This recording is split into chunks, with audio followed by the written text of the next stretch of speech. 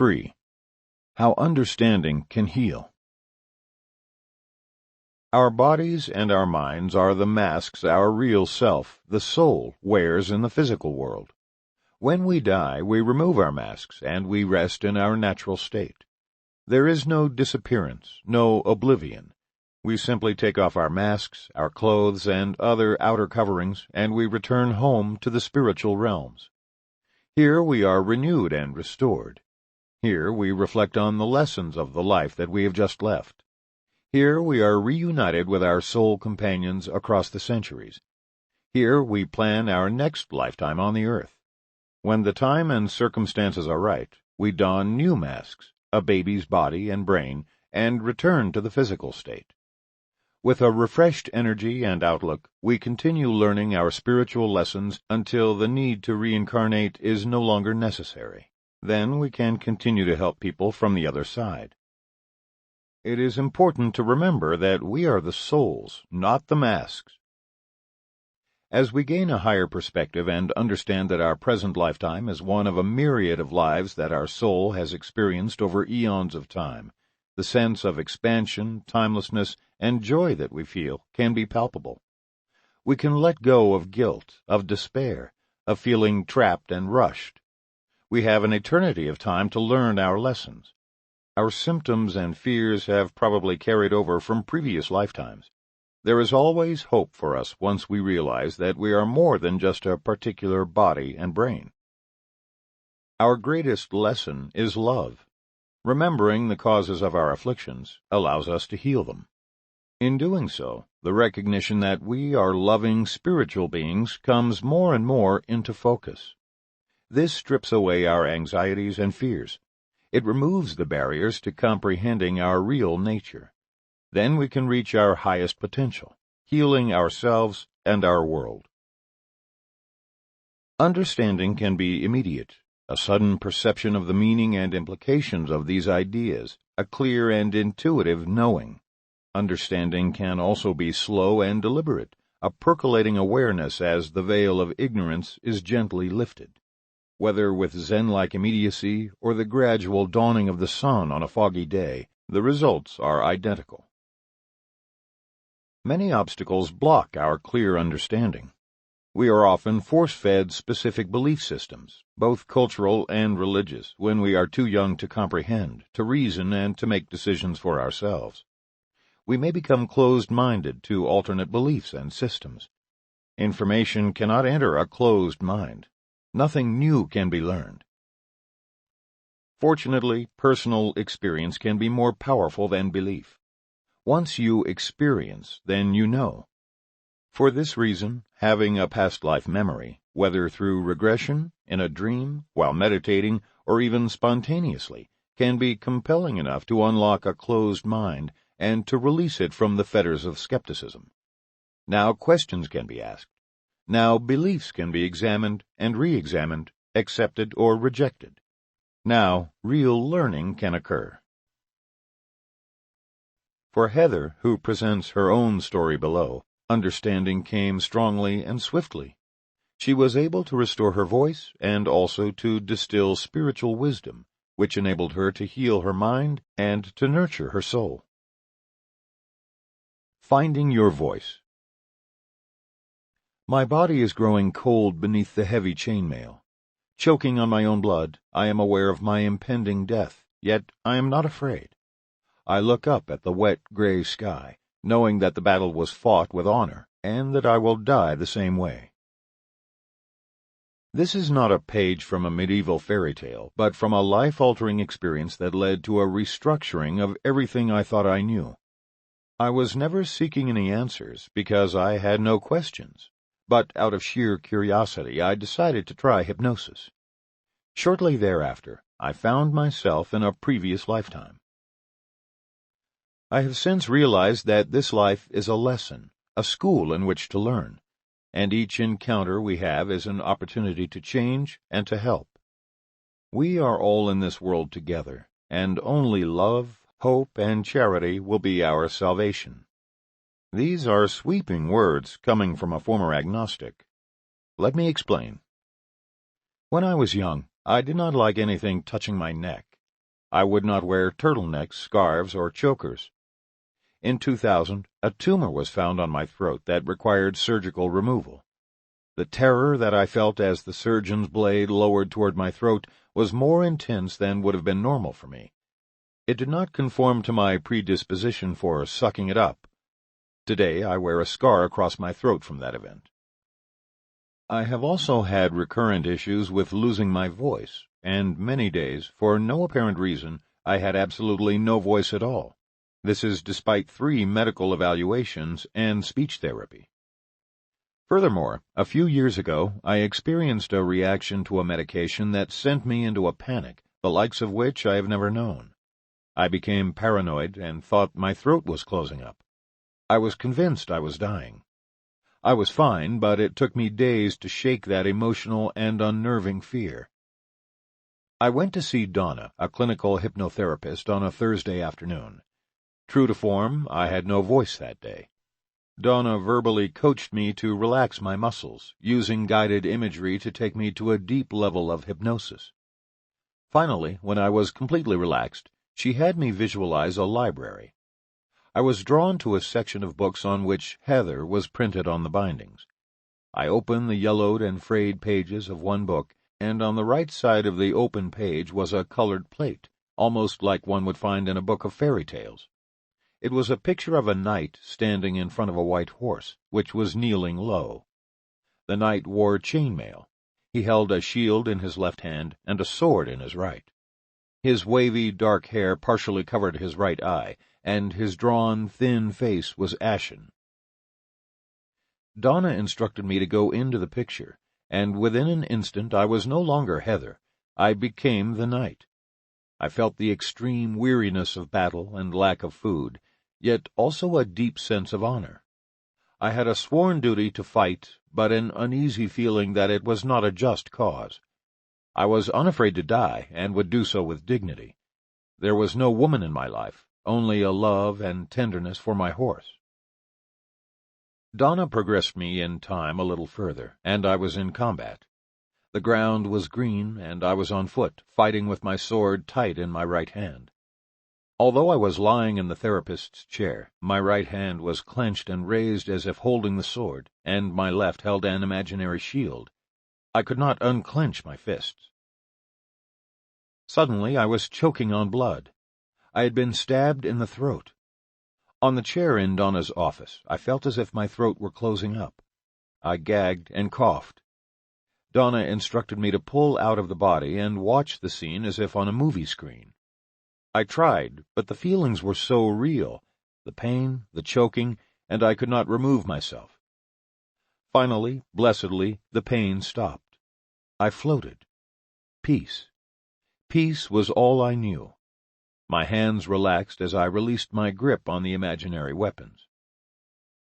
This was a peace I had never known.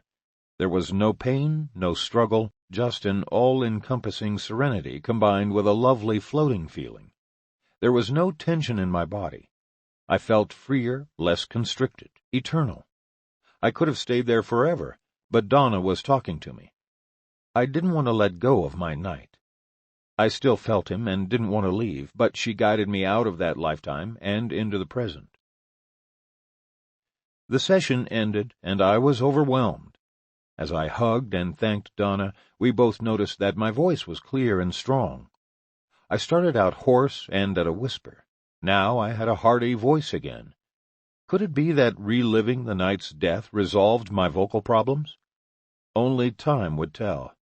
I was, however, ecstatic. In the days following, I awakened with a clear voice. Every time I answered the phone, I was pleasantly surprised. I became consumed with a desire to learn all about knights and to research heraldry. I finally understood why I liked certain cultures, music, art, and symbols, why I believed in particular ways and had specific quirks, ethics, and a code that predated me. I had a better understanding of my fears and my strengths and where they originated. And although the healing benefits were surprising, and I had a greater appreciation for my specific traits, this was not the revelation over which I am still in awe. After these experiences, I became obsessed with finding out more about medieval history. Today I'm still curious, but less so. To focus on the minutiae and details is to miss the bigger picture. The real meaning, the real message, is more profound than just the knowledge that I was a knight or any other person. If we accept the idea that we are more than what this current life tells us we are, the implications are far-reaching. One implication is that we are immortal. We will go on to experience many other lives with many of the same souls whom we have been with before. We will always find each other. So till death do us part is simply not applicable, for even death cannot keep us apart. Those whom we have wronged will return to us in another life, so that we are given the opportunity to transform the situation. Similarly, those who have wronged us will come back to right the damage. We will again meet our family, friends, and those we have previously hurt. It is a waste of time and energy to hold hostility and anger and to harm others. Even if we have to be presented with the same issues and the same souls 1,000 times, we will learn to love and purify our relationships. Furthermore, I am aware that I am not the person I know as Heather. It is as if I am wearing a Heather suit, and the next time I may be wearing a Henry suit. This helps me to step back and look at conflicts and crises more objectively. I am just an awareness experiencing Heather's life. I now work on detaching from stressful situations, but it is still difficult because the feelings seem so real and intense. When I experienced the night, the feelings were also intense and seemed very real. So what is real in any situation? Are feelings made real by their quality and intensity?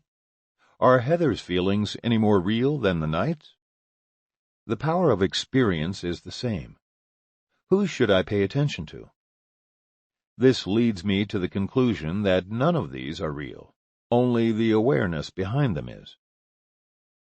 These changes of perception and perspective affect the way I look at disease, chronic illness, and crises.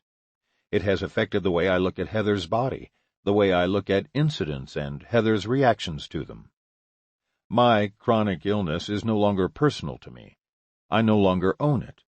It is merely something that Heather is experiencing, and there is likely a reason for her to experience it. It is a lesson that must be learned from living with disease. This helps to remove myself from the personal impact and to detach from the emotionality of it. We are here to learn lessons about love and forgiveness, and only when those lessons are learned can we go on to graduate. My life is seen through a new truth. Although this has been said 1,000 times before, and in 1,000 ways, there is nothing like the experience to really bring it home. This new perception is undeniable, now that I have witnessed and felt it. Heather Rivera. Heather beautifully summarizes the profound implication of reincarnational memories. We are far greater than our bodies and our brains. We are immortal spirits that incarnate here in physical form to learn the lessons that Heather highlights. Understanding the reality of reincarnation allows our fear of dying to diminish, because we know that our consciousness survives physical death. You have lived before. You have died in that lifetime. And here you are, back again in a new and different body. The part of you that continues on after the death of the old body and then reincarnates as a baby is often called the soul, or the spirit, or the eternal consciousness. The recognition that we are souls, or never-ending consciousness, is incredibly liberating. We comprehend that we are spiritual beings, not just temporary human beings. We never die because we are never really born. What, then, is there to fear? If you were not taught the concept of reincarnation when you were young, and I certainly was not taught this and did not believe in it, it does not mean that the concept is incorrect. It is very important to keep an open mind and to continue learning from these events in order to reach your highest potential. Heather was able to do exactly this, and her life has never been the same. Trauma to the throat or neck in a past life may certainly cause vocal problems in the current life. Yet there are other possible sources as well. You might have been punished, or even killed for what you said in a prior lifetime. The words themselves may have been lethal. The consequence in the present life is a powerful need to censor yourself, or even to speak faintly and carefully in order to prevent a recurrence. Words can kill. When the cause and effect link is uncovered and understood, the symptom usually dissipates. For Heather, a physical problem disappeared. For Giorgio, Myra's client and the subject of the next case, the nature of the symptom was emotional. It does not matter whether the problem manifests in the body or the mind. This paradigm of healing applies to all. Life doesn't have to be hard. One of my sessions with a client was an especially interesting and moving story, not only because of the rich details, the realizations, and the emotional healing, but also because the client spoke in two different languages, neither of which he or I knew. Giorgio found himself in a crowded chamber in an ancient time in the Middle East. He was among a group of people who were having an audience with the king of that land. They were refugees who sought to settle there. Servants stood on both sides of the path that led to the throne. An adviser whispered something to the king. Meanwhile, the crowd anxiously awaited the verdict of what would happen to them. An important decision was to be made. The king rose from his throne, walked down the steps, and said, "Anan Shadlan Temuk." It was not a language the crowd understood, and no one knew what it meant.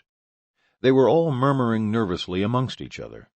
Soldiers surrounded them, and the refugees were scared that they would be killed. However, their lives were spared, and they were allowed to settle in the outskirts of the town in a separate designated area where the land was not fertile. Not much grew there, and they mostly raised animals to survive. It was hard living. I asked Giorgio to go into his house and see where he lived. Tears began falling from his eyes as he spoke. "I am a girl, a teenage girl. I came home, and my mother is telling me how hard life is. It always is, and it always will be for us. She loves me very much, and she is telling me that life is always hard for us wherever we go. And I believe her. I listen to her, and I nod. I agree. We have to work so hard." "Is she distressed?" I asked. "Does she have a heavy burden on her heart?" "No, she is not distressed. She is just telling me how it is for us. This is our lot in life." The girl, Giorgio in that lifetime, accepted and internalized these statements. She was experiencing it and seeing it with her own eyes, and she never questioned her mother's attitude. Giorgio told me that he was an only child in that life, a girl called Anash. I asked him about Anash's mother. "She is my current mother. She is a lot tougher in this life than she is now, but she is the same soul." Anash's father was a tall, balding man with a beard. One day, soldiers came and killed him with spears, right in front of their home. He had stolen something. The mother had known of his crime and must have suspected that this could happen, for when the soldiers arrived, she was very organized and quickly hid her daughter inside the house. The significance of this event is not my father's death, but my mother's reactions to it. It confirmed everything that she believed in and has taught me, that life is pain and suffering. That is our lot in life. And that is what my mother still tells me today," Giorgio explained. The girl married a man who lived in the town.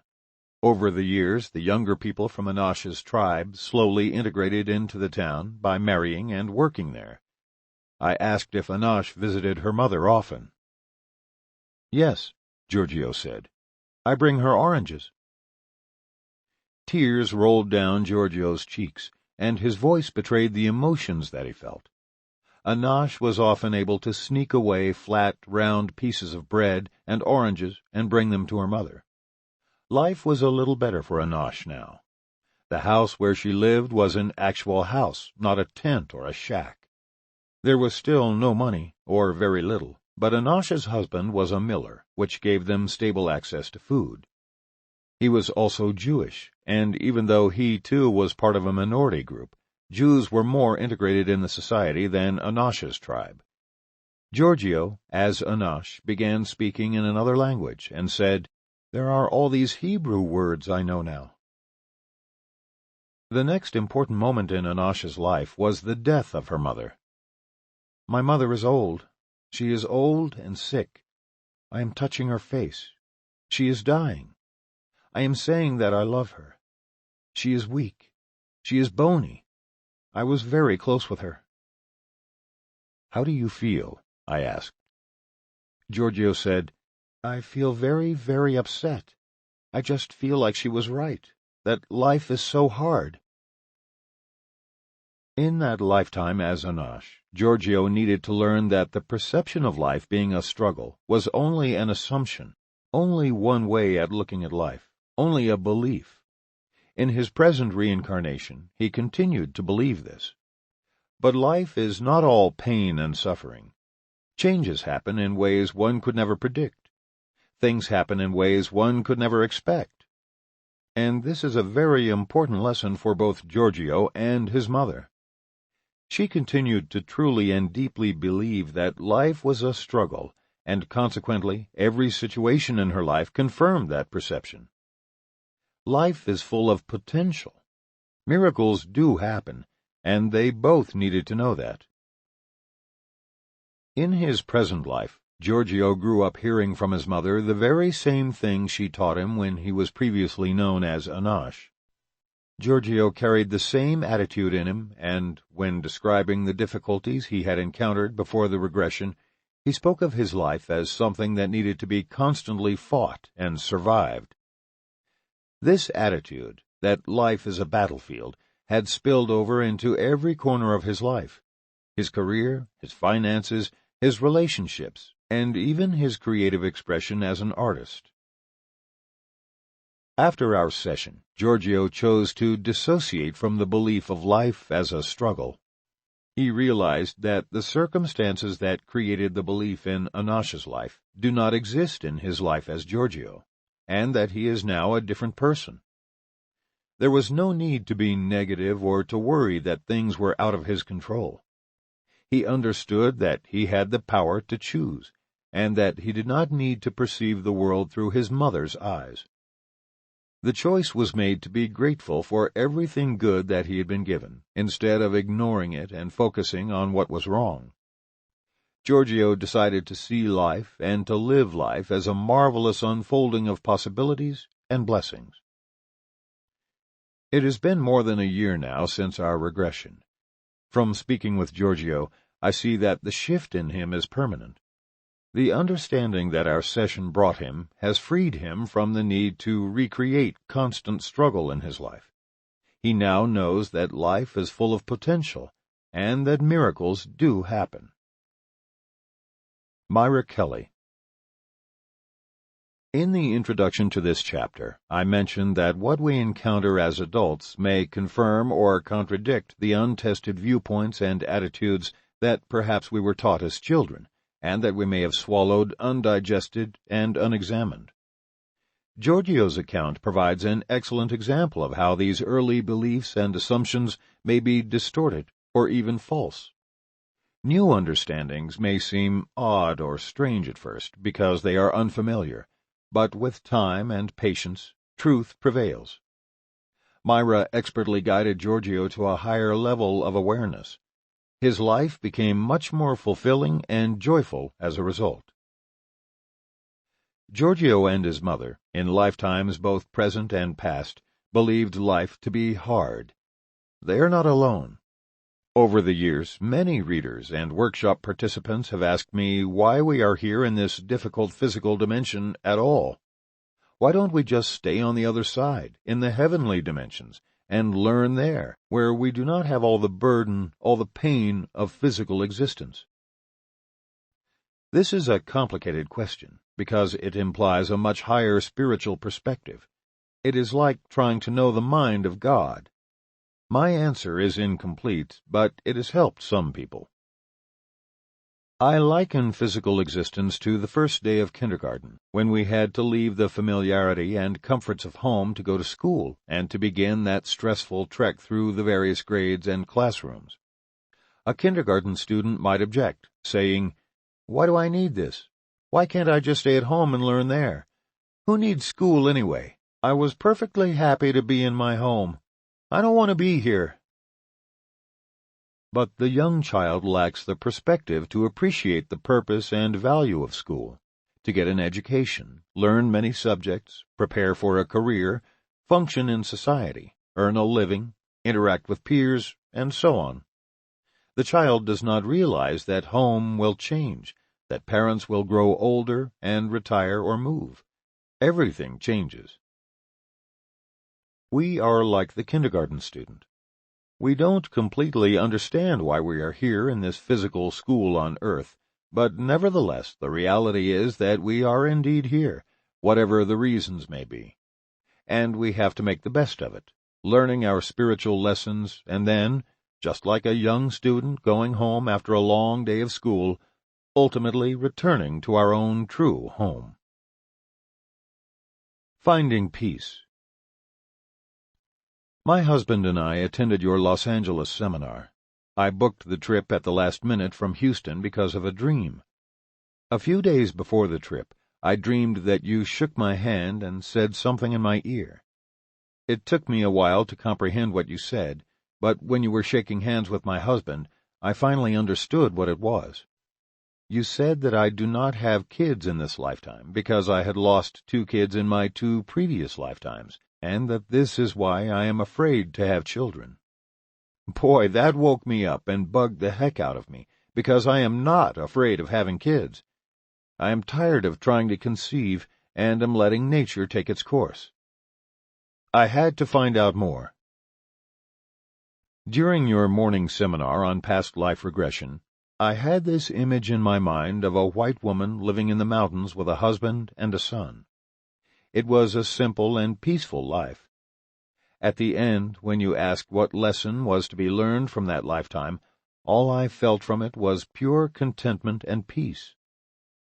Then it occurred to me that it does not matter what life I have, as long as I am learning to be content, peaceful, compassionate, patient, and generous. As long as I am learning all the great teachings that life, your books, and Buddhism have to offer, I am good. So be it that I don't have kids. I work with children every day, as I am a pediatric dentist, and that is happiness for me. Thank you for allowing me to discover this message. Michelle Lynn. Michelle's story is brief but powerful. The ending may not yet be written. I am sure that she has borne hundreds or even thousands of children over the course of her many lifetimes. In her present life, she cares for children every day. The insights and treasures of the spiritual wisdom gained after her regression are compelling. What a blessing to truly comprehend the basic nature of compassion, patience, and generosity as guides and stepping stones to our liberation. Michelle understands this at a deep and experientially derived level. She knows. Over the years, I've had many female patients presenting with fertility issues. Quite a few were able to conceive after the past life block, such as fear of losing a child once again, was removed, or after the tension was reduced through acceptance and understanding. If Michelle continues to live with contentment and peace, happy with what she already has, her odds of getting pregnant will dramatically increase. The following 2 stories expand on this theme. Last Chance. A number of years ago, Brian was giving a workshop in a large auditorium in Florida. We arrived early, and Brian was busy in the front of the room checking on the sound, lighting, and stage arrangement. I took a seat in the last row and patiently waited for the day to start. Soon, a young woman came into the room, wheeling a beautiful infant in a stroller. She sat down close to me. I find babies entrancing. I love their smell, their soft skin, their fuzzy hair, and their silly smiles. They always remind me of the wonderful times when my now grown children were that age. The young mother and I engaged in small talk about the baby girl, and then I introduced myself to her. Realizing that I was Brian's wife, she said, "You're not aware of it, but your husband is responsible for my daughter's birth." Now, those are not words that any wife wants to hear. Remembering the neutral demeanor that I was trained to use as a social worker, I replied, "Oh, tell me more." She told me that she had always wanted to be a mother. Soon after her marriage, she and her husband decided to start their family. However, after months and months went by without conceiving, they consulted fertility specialists. Still, they were unable to have children. The woman underwent years of treatments and procedures, some of which were intrusive, painful, and embarrassing, yet every month the couple went from hope to despair. She was scheduled to see another expert for a new treatment. As she was driving to that appointment, she decided that if this procedure did not work, she would stop trying to conceive. Enough was enough. As the woman sat in the doctor's waiting room, surrounded by many pregnant women, she thought of many lives, many masters, and the concept of souls choosing their parents, and she remembered that souls may be of family members or friends who have passed on. Out loud, in front of everyone, she looked up to the ceiling and said, "Okay, if any of you want to come back, this is the time. This is your last chance with me." Perhaps someone was listening. The procedure was successful, and 9 months later, this beautiful child was born. Carol Weiss. I may have been partly responsible for the baby, but I myself have borne many children. I have been male and female over many incarnations. I've been all races, all religions, and all nationalities. So have we all, because we are not our bodies, which are merely our temporary homes. We are the souls moving from life to life, learning how to realize our true spiritual nature here on the earth. This shift in perspective from identifying with the body to identifying with the soul is a fundamental step on our journey. To know one's true nature is both freeing and healing. An ego or mundane mind can be easily afflicted by daily events and problems. But at the soul level, our deep calm is not affected by the many catastrophes of everyday life or by outer conflicts. A greater perspective allows peace to prevail and our hearts to remain open and loving. Jennifer, whose story follows, discovered this perspective one day in a massage therapist's office, where she realized that she had subconsciously been identifying with a body that she had worn hundreds of years ago. This identification manifested itself physically as a scar, and also psychologically as a fear about starting a family. The resulting change in perspective freed her to experience the joys of motherhood, just as it had for the young woman in Carol's story, and just as it may soon for Michelle. Scars of Sadness. I believe it is a Buddhist proverb that says, "When the student is ready, the teacher appears." I was in a bookstore in November 2004, looking for a book to read on a long flight to Las Vegas, and the newest book by Dr. Weiss jumped out at me as I passed it by. I began reading as soon as my flight departed and didn't stop until we touched down in Vegas 5 hours later. For some reason, this book resonated with me in a much different way than his others had. I suppose it was timing. I was ready to hear the messages and to begin to implement them in my life. As a licensed clinical social worker, I was excited and eager to learn more about how to utilize past life regression as a therapeutic tool with my clients. To my complete amazement, I read that Dr. Weiss would be speaking at the Miami Book Fair just a few days later, and that he would also be doing a book signing. I attended his lecture, and at the signing I told Dr. Weiss what an impression his book had on me, and inquired about learning more. Dr. Weiss was so kind and took the time to talk with me, as he did with everyone who had waited in line, and encouraged me to attend his professional training in Austin, Texas, the following year. I did attend the week-long training and began utilizing the techniques shortly afterward. Although I had read several books on past life regression, attended numerous workshops and seminars, and gone to several practitioners, I had not experienced a vivid regression myself. I had feelings, and sometimes I would have olfactory experiences, but the images and sensations never fully developed. My first real past life experience happened during what I thought at the time to be a massage treatment for temporomandibular joint disorder, TMJ. My husband had been in a car accident and was referred to a massage therapist for treatment. After his first session, he called me and encouraged me to see the massage therapist, as she specialized in treatment for TMJ. I had suffered from this issue for many years, and the symptoms were becoming increasingly worse with time, so I quickly made an appointment. About halfway through my massage, feeling completely safe and not having any expectations other than relaxation, I began to have visualizations that made absolutely no sense to me. I then realized that the massage therapist was no longer working on my jaw, but that she now had her hands hovering over my head. I would later learn that she was using a technique called somato-emotional release. "What are you seeing?" she asked me. Feeling embarrassed, I said, "Nothing." "Are you sure?" "Yes," I responded. Now, intrigued with these visualizations and her inquiries, I said, "Why do you ask?" She said, "I'd like you to describe everything that you're seeing, no matter how silly it may be." Quite silly is exactly what I thought it was, but I took the risk and shared my visions with her. At first they came in bits and pieces, but then they developed into an experience that I felt I was reliving. I had begun to see an ocean with a ship sailing away in the distance. On the ship were several men who looked like Vikings. They were sailing away from me, and I realized that these Vikings had left me alone on a deserted island. The time was at least 1,000 years ago, and the feeling was dark and grim.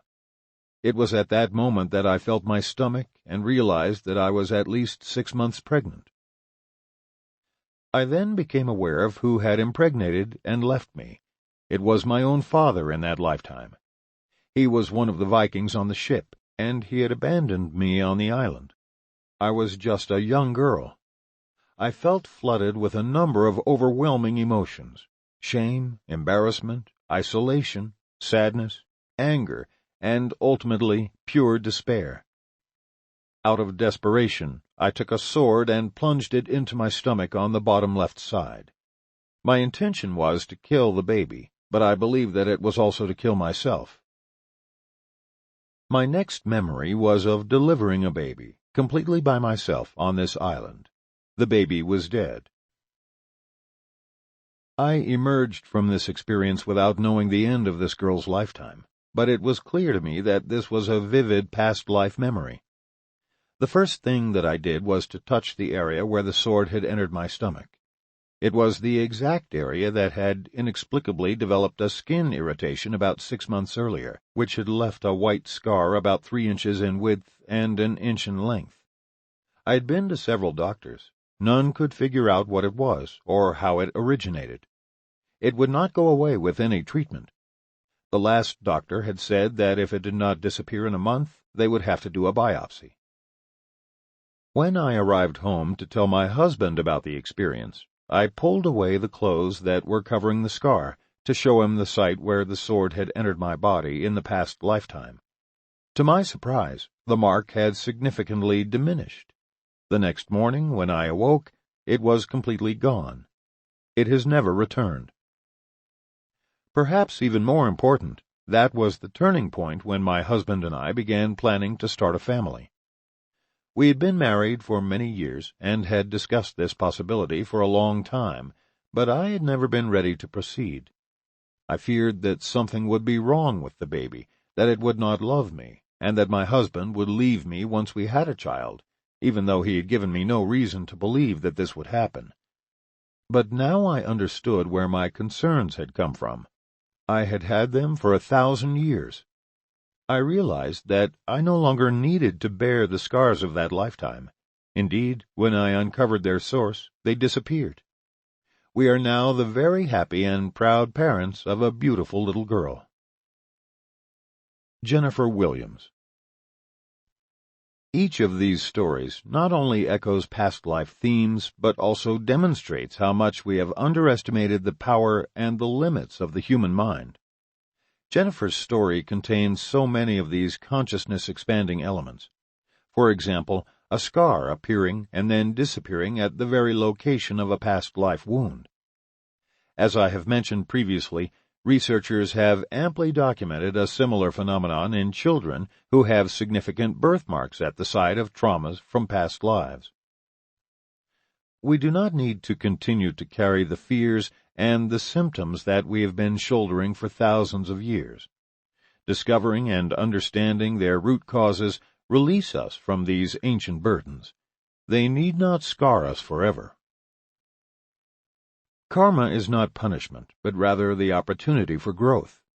The Viking men in Jennifer's past life will have to repay her for leaving her to die on that deserted island. They will need to understand, at the deepest level, that killing is wrong, and that life is to be nurtured, not taken. They will have future lifetimes in which this basic lesson is learned through their own experiences, and even if these experiences are difficult and painful, they are not retribution.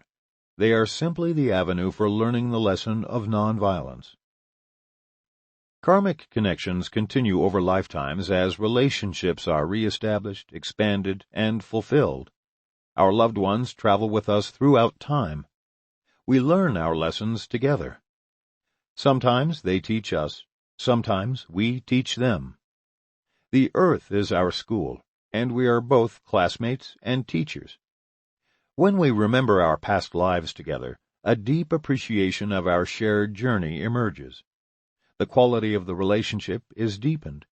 An abiding patience is acquired because we can see the multifaceted and eternal nature of the connection. Understanding allows us to enter the hearts and the minds of other people. This is true empathy. We know the origin of their fears, their hopes, and their behavior. Seeing all this, we no longer take their actions personally. We can be patient and accepting. Understanding is the basis of love, writes the Zen monk Thich Nhat Hanh. The following story of Christy and her son Austin richly illustrates this lesson. Rising to the challenge. In this lifetime, I have had one's share of trials. This must be an extraordinary learning period for me, which I try to accept willingly and gracefully. I have a son who is 4 years old and who has a rare illness never before found in medical literature. There was a small hiccup during certain developmental stages in utero. Children with similar symptoms have not survived. This means that he is pioneering this syndrome, if you will, as there is no literature to draw from for future reference on his abilities. My son's greatest challenge, aside from having a hearing loss, is his difficulty with movement and motor skills. At birth, he could not even turn his head from side to side. He needed glasses as soon as he could wear them. He has had difficulties hearing, speaking, and eating.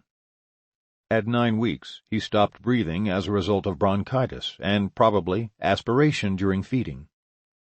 Fortunately, I am a nurse anesthetist, and supporting the airway is my job. This, I am sure, was planned. Austin has been in therapy since he was 6 days old. We've gone to therapy 4 to 7 times a week, and I've learned and taught my entire family sign language. Austin now is able to run a little, he signs beautifully, and he has about 50 words that are audible. We have a long way to go, but we are moving in the right direction with him. He is one of my life's greatest teachers, and he has given me my greatest heartaches as well. I had an amazing experience at your Tampa lecture during the first regression. I was regressed to a time of wagons and old dresses. The clothing was tattered and seemed to be made of burlap material. I was walking over a hill. Many other people were walking too, but not together. I didn't seem to know where we were going, and there was no sense of community. I was looking for someone who had run off. Once I got to the top of the hill, I saw a wagon with no horse attached, which had rolled slightly and stopped on a huge rock. People were running toward it. I didn't know them, but my heart sank as I knew that it was my little boy who was hurt. He was my same son as in this life. He looked different, but it was the same spirit. The boy was under the wagon. No one could get it off him. I could see only his legs. As he cried, many people were trying to lift the wagon, but it was going downhill and they had to push it back uphill. They finally did, and I was able to hold him briefly, but he was taken from me by the men I didn't know. They were trying to help, but I felt so helpless, and they wouldn't listen to me. The time moved forward, and I was at a different building where they had taken my son. It was a brownish-orange, flat-looking building made out of mud or adobe, a hospital. I stood at the entrance but couldn't go in. He died there. I know he wanted me, and I wanted to be with him. I don't know why I didn't go inside. He died with strangers, crying, and I never got over the fact that I couldn't get to him. I can't help but know that I have been given a second chance at this. I did not do a very good job advocating for my child in that past life. I didn't speak loud enough. I didn't defend him. I was told what to do and listened without question, even though I needed to be with my son and I knew he needed me. We had no one else. In this lifetime, I have become a nurse practitioner. Austin had over 200 medical and therapeutic appointments during his first 2 years of life, and he never once went without me at his side. Now I understand why I am so fearful of people touching him, and why I will not allow him to have a procedure or therapy if I am not there with him. He died at the age of 4 in the regression due to his leg injuries and the blood loss he sustained from the wounds. In this life, he was nearly the same age when he started walking independently. I have even created a non-profit school, the Hope, Achieve, Learn, Overcome Halo Academy, for children with disabilities, where they can have all their therapy and sign language needs met. The woman who was sitting next to me at your workshop may be sending us a donation check for the school to build our own facility. The entire story from beginning to end is completely connected, and was such a beautiful experience, a tremendous blessing that has changed my life. The depth of understanding that I have gained has been wonderful. Christy Rail. Christy is a graduate-level student in this great Earth school. She is radiating love and giving so much to Austin and to many others. Her past life in the time of wagons and old dresses helped her to prepare for this life's challenges. She learned well. And by the way, the people sitting next to you in these workshops are not there by accident. Divine guidance, a perfect process, is always at work. Random events are not really random, even though we may not understand their meaning or purpose at the time. Whether we label these events as destiny, synchronicities, grace, the source field, universal intention, or any other name, they are not accidental. There seems to be a reason for everything, and with time and reflection, the meaning will eventually emerge. Sometimes an advanced soul will volunteer to incarnate in a physical body in order to teach us important lessons. Austin has done this. His birth, replete with serious developmental abnormalities, has provided the opportunity for Christy to master love and compassion. Her love is unconditional. She asks for nothing in return. Her compassion is universal, the Halo Academy providing heartfelt help to so many children, not merely her own. I have been asked many times why evolved souls would ever choose to take on a body with a painful and debilitating condition. This question is frequently posed by a relative of someone with autism, with schizophrenia or some other type of severe mental disorder, with cerebral palsy or another kind of muscular impairment, or with any number of illnesses, for these family members have personally witnessed how difficult life can appear to be for such individuals. Too often, people think of these conditions as karmic punishments. But as I wrote earlier, karma is not a punishment. It's simply a means for learning and growth.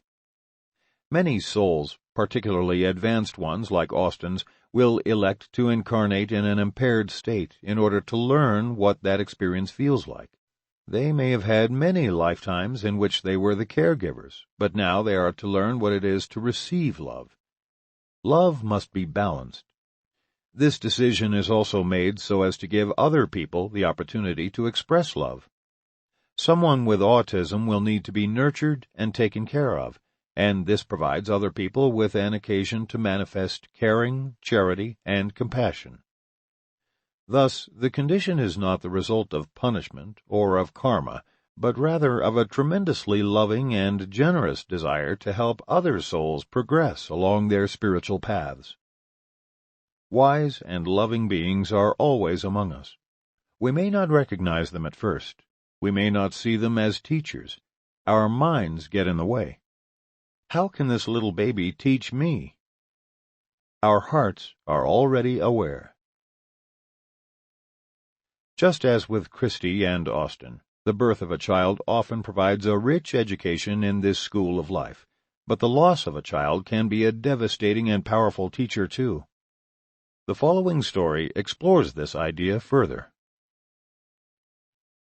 Searching for Success.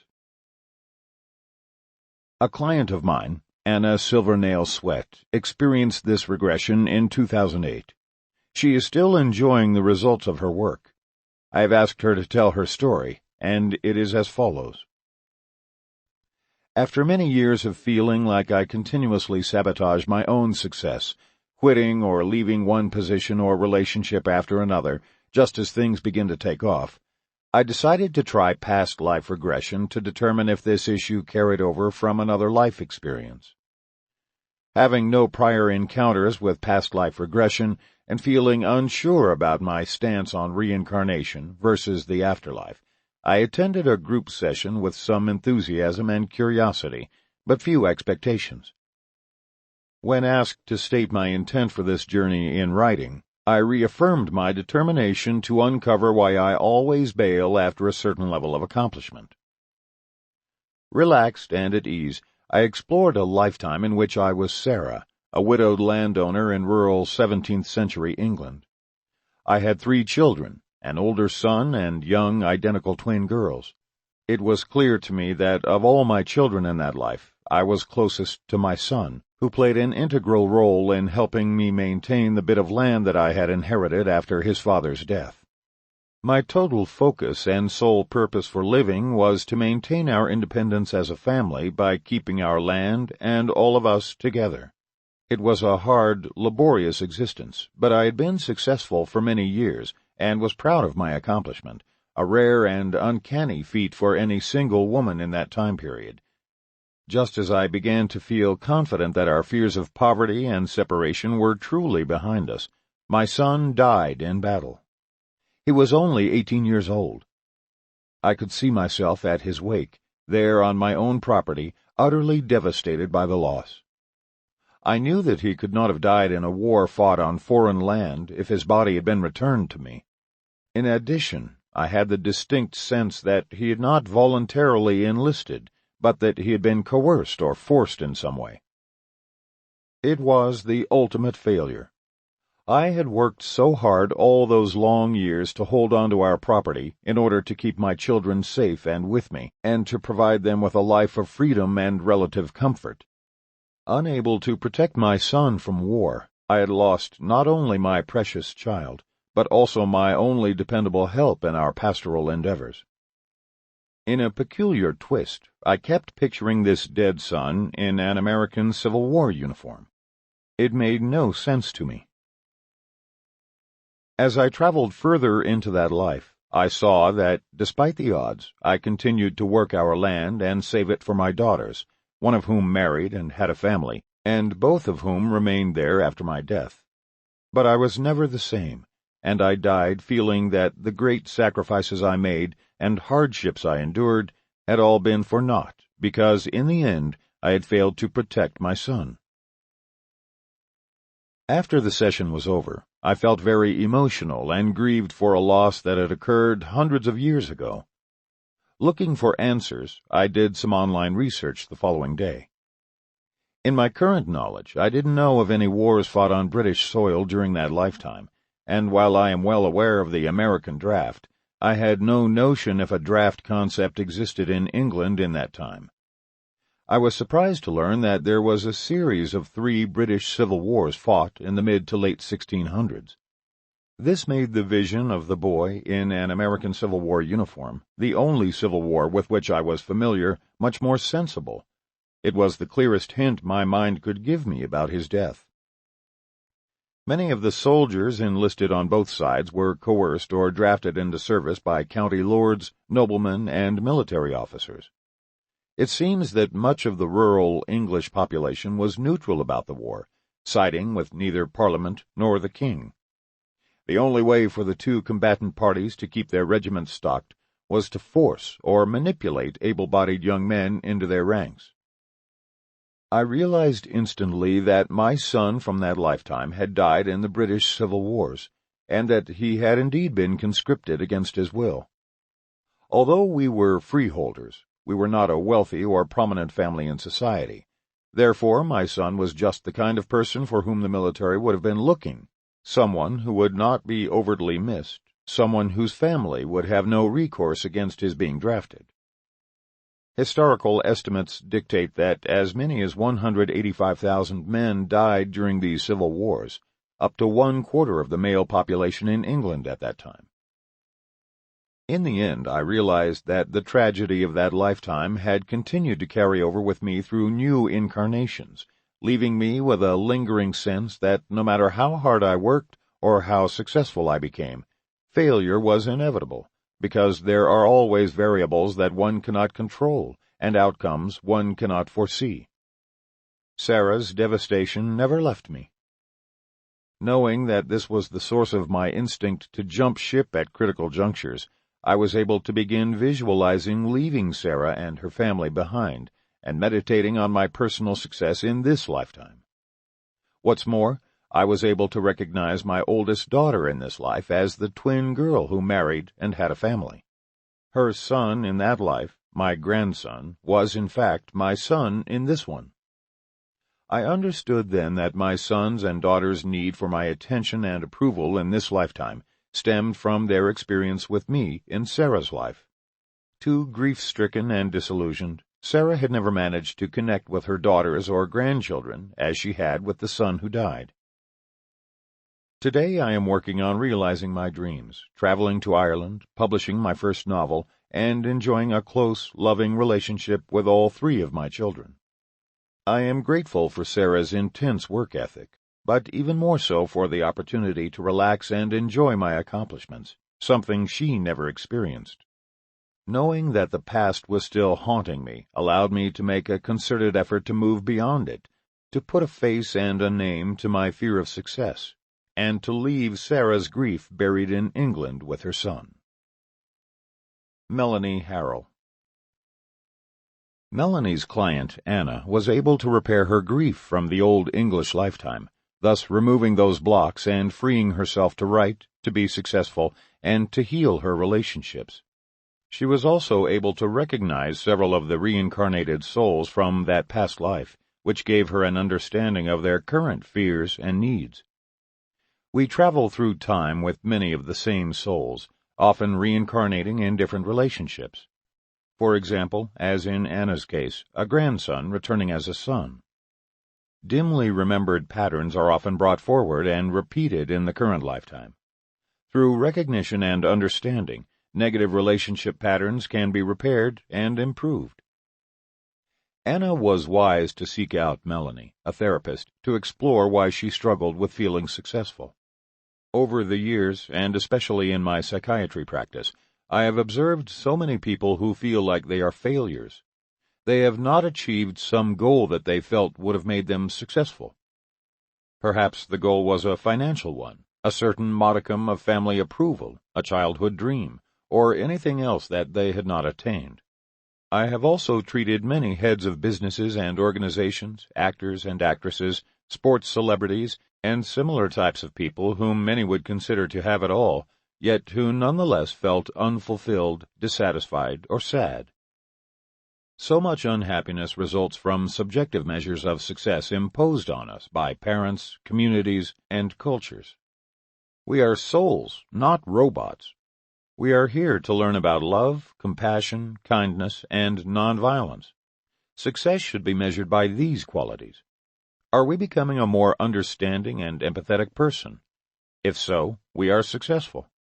The soul clings to such learning because these are spiritual truths. With my clients who excelled professionally, yet still felt unhappy, we worked on focusing on the core values of being a better, kinder person. At that point, their outlook began to improve. That is, after all, why they are here on Earth, and why we are all here. Our purpose in life is not to be a best-selling author, or to have a financially lucrative career, or to be a star. It is to be a more loving, compassionate person. Success can be used to further the spiritual path and to reach many people, but they are merely one possible means and not the end. The true goal is to help others, and if you make that your goal, eventually you'll become that best-selling author or the multimillionaire. Or not. It won't matter. Once you open up your heart, those other things will take care of themselves. Money is not evil. It is simply a thing, just like any other thing. It can be used in wonderful and charitable ways, but we learn through relationships, not things. Upon the death of our bodies, we do not bring our possessions to the other side. That is a place of higher energy and consciousness rather than another physical state. So we cannot bring our houses, cars, bank accounts, diamonds, titles, awards, status, or any other similar marker of success. These are merely temporary. What exists forever, what we do carry with us when we move on, is a good heart, and once gained, it can never be lost. In the next story, Brooke talks about what she carried with her into this life, a 2,000-year-old fear of being alone. Relax and release. I was at your I Can Do It at Sea workshop series in 2011. My profound healing came during the group workshop. Although I am a highly successful physician in my early 40s, I've been obsessed with the idea of getting married my entire life. It wasn't the normal, someday I'd like to, feeling that many people have. I used to feel like I'd die if I didn't get married. As you can imagine, that intensity pushed away long-term boyfriends and sometimes scared off dates. In the group regression, I found myself in about 1 CE in present-day Afghanistan or Pakistan, wrapped in a blue canvas blanket. When you instructed us to become aware of our feet, I suddenly realized that I couldn't feel mine. They were bones, and I was paralyzed from the waist down. I was an outcast from my tribe, which had abandoned me to beg on the street. I hurt so much. I died out in the cold, completely alone. As I floated out of my body, I began to scream at the Jesus figure that accompanied me in the garden. "That's not fair. No one should have to live like that," I cried. He told me to relax and gave me messages about that life. He also told me that I was not going to die alone again, and that I should heal from that fear, because it was in the past. I came out of the hypnosis and have never felt the same. The anxiety and fear are gone. I'm dating now, and I'm comfortable no matter what happens. My best friend, who accompanied me on the cruise, reminded me that when I was depressed, I used to say, "If I don't find a man, I'm going to die alone on the side of the street." How funny that I was unconsciously referring to a past life. There's no way in this life that I would die alone. I have family all around me. But I had always been carrying that grief with me. I've never felt better. I truly believe, just like anyone with a phobia of water or having their neck touched from a past life pain, that I was healed. Brooke. It is as if we are all born with a form of post-traumatic stress disorder, PTSD, but the stress comes from a past life. A person who suffers from traditional PTSD will become anxious when something triggers a painful or disturbing memory. He or she re-experiences the trauma even though it is no longer present, a thing of the past.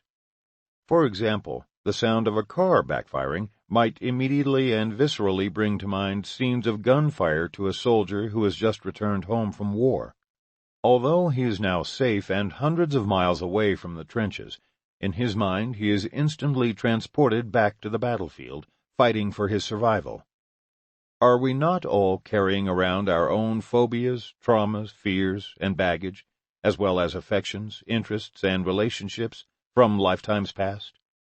We remember these triggers on a soul level and in our subconscious minds, and even though they are not present in our current lives, we respond and react to them as if they were. Perhaps past life traumatic stress disorder is a very real and very common condition. The good news is that it is treatable. It requires no medication and can be cured in as little as 1 dose of regression therapy. In just a day, Brooke's millennia-old phobia about living and dying alone vanished. Freed from the tyranny of her obsession and her fear, her life immediately improved. How loved Brooke is to be given the opportunity to meet the Jesus figure and have him explain what she needed to know. We are all protected at the highest levels. Our universe is benign and infinitely caring. We will find paradise on earth when we remember our true nature and align our hearts and minds with this unconditional love. Brooke's story reminds me that if I am reaching out with kindness, compassion, and the expertise of experience, then I should not be attached to any outcome. If I help 1 person or 10 million, it does not matter. The results are out of my control and are not as important as the loving intention and action. This is true for every one of us, for all our actions. Even if nobody else in Brooke's group had an experience, a healing, or a transformational understanding, the workshop would still have been an amazing success. Brooke was healed. How marvelous is that? Each one of us is precious. Terry, the author of the next story, experienced a reverse kind of past life traumatic stress disorder, in that her previous life was actually devoid of stress or worry. Recalling and recovering the joy she felt in an earlier lifetime helped bring more happiness and contentment to her present one. The Simple Life. Due to some events that occurred in my family and personal life toward the end of 2008, I spent many days feeling very depressed. That really isn't like me, but it was understandable considering what I had been through. A falling out with one of my children, another child divorcing, my father dying after years of fighting cancer, and becoming very sick myself. For some reason during this period of time, I became obsessed with the idea of being single, living alone, and working as a secretary. In May 2009, I went to San Diego to the I Can Do It conference and attended a class taught by Weiss. I purchased his regression CDs at the conference, and it was only a few weeks later that I had a rather amazing experience with one of them. When I returned home from San Diego, I had been doing the regression every day or two, so it wasn't unusual for me to lie down on my bed on a quiet afternoon and play one of the CDs. One day I was feeling even more sad and depressed than usual, and for some reason I put in the CD. I was home alone and had the time, so I entered into the meditative regression. I felt so sad that I immediately began crying. Soon the crying stopped, and I listened more intently as Brian led me deeper into the experience. I remembered a wonderful past life in Chicago. In fact, when my husband and I had visited that city 2 years ago, I had felt comfortable there and liked it very much, even though I'd always thought that I'd find it too large and unpleasant. In the regression, I found myself in the 1940s as a young woman, in her 20s or 30s, named Jenny. I was single, thin, beautiful, and professional. I had been promoted to executive secretary for a vice president, and then again for the president of the company. which was a large insurance firm in a modern office building. Although disinterested in marriage or motherhood, I felt extremely happy, content, and satisfied with my life. I didn't date often and didn't want or need a man. There was no desire for a family. I may have been orphaned and so felt used to being alone. I remember my favorite outfit well. It was a green and beige plaid skirt suit with three-quarter-length sleeves. I wore hose and high heels.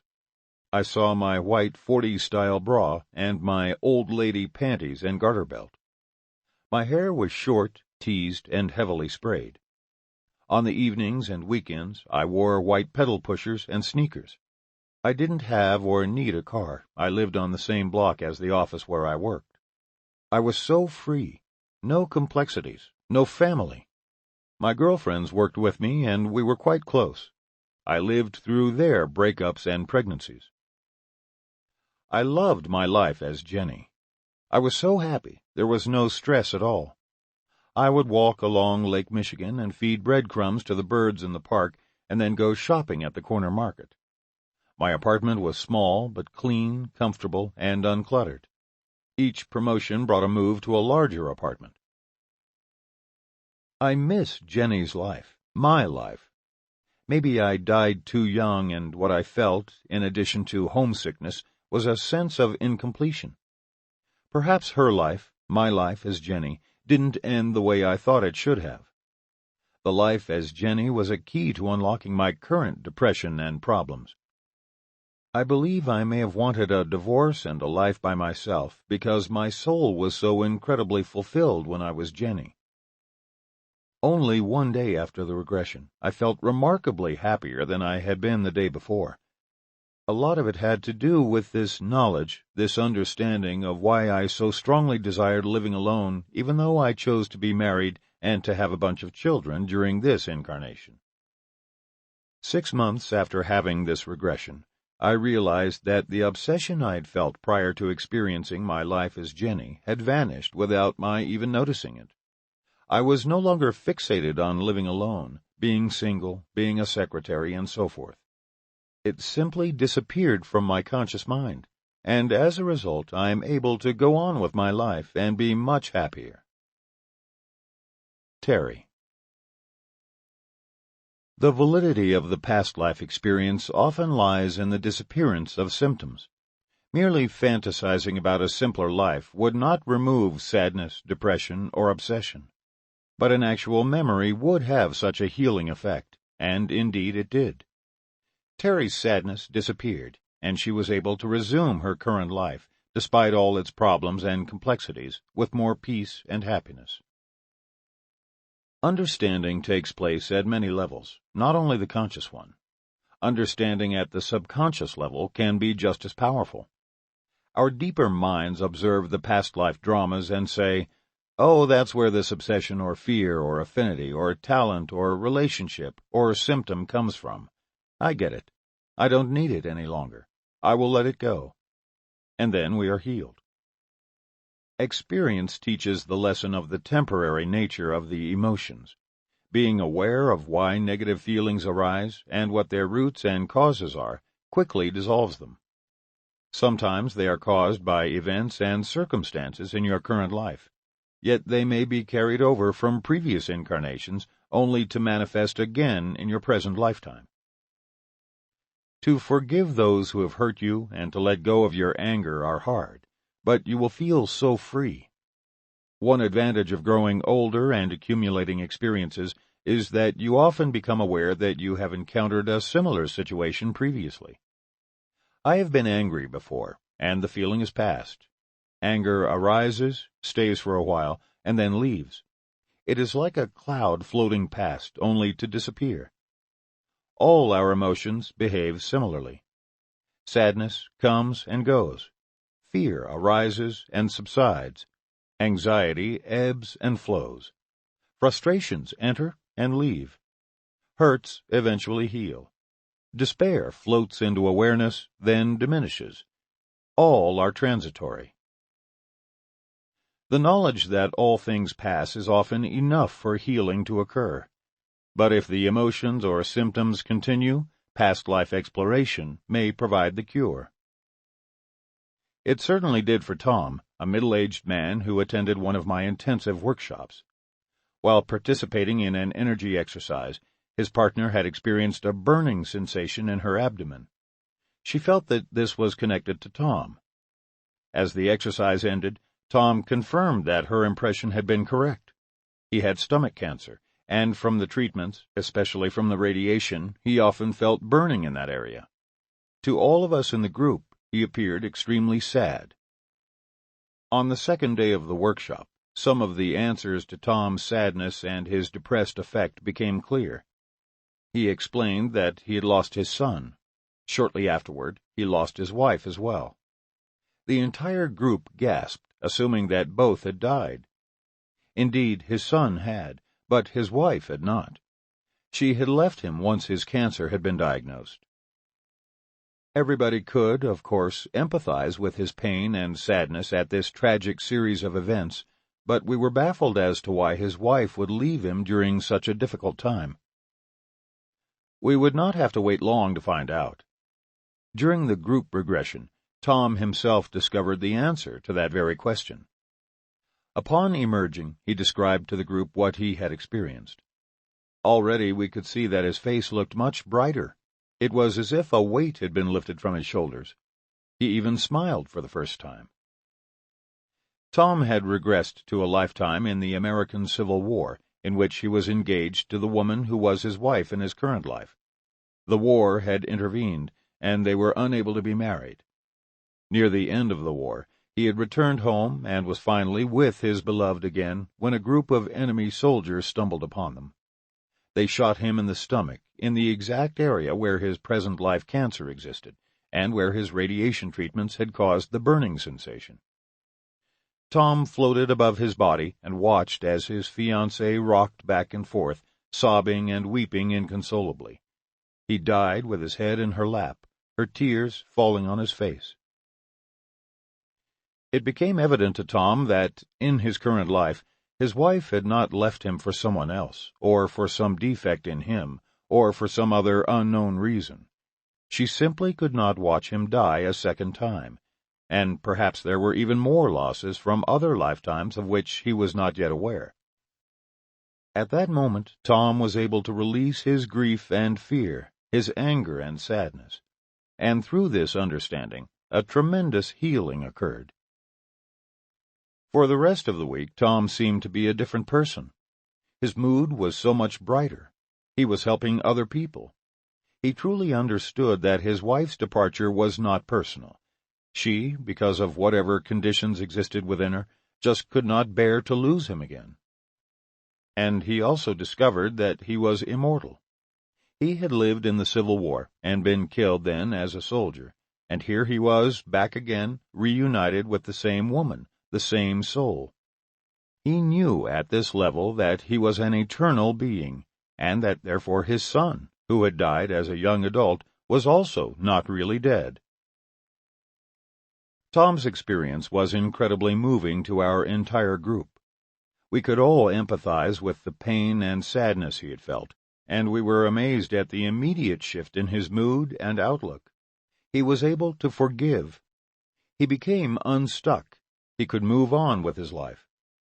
Tom had hope again. We were so relieved to see that he had passed this crisis point and that he would be all right. We are souls, and we are connected to one another. What happens to one affects all. When a soul regains hope, at a deeper level, all other souls feel more hopeful as well. Tom's ability to let go of his anger reminded me of a parable that I recently read about two monks who were preparing to cross a river with a powerful current. A nearby woman also wished to cross the river, but she was afraid to do so because of the power of the water. One of the monks picked up this woman and put her on his shoulders, and he and the other monk safely crossed to the other side. He put the woman down, she went on her way, and so did the two monks. After a while, the younger monk said to the other, "I can't believe that you carried that woman across the river. You put her on your shoulders. This is against our values. It's against our vows. We are not allowed to touch women. How could you do something like that?" The older, wiser monk replied, "I put the woman down as soon as we crossed the river. You are still carrying her." In thinking over this story, I realized that we all do this every day. After we finish with our tasks and problems, we frequently do not put them down and let them go on their way. We carry them with us far longer than is necessary, creating a burden that adds weight and fatigue to our shoulders and stress to our minds. The cure is to live more and more mindfully in the present moment. Of course, this is difficult to do and requires practice, but it is well worth it. It is important to learn lessons from the past and to remember them, but then we must let the past go. There is no need to carry it beyond the river.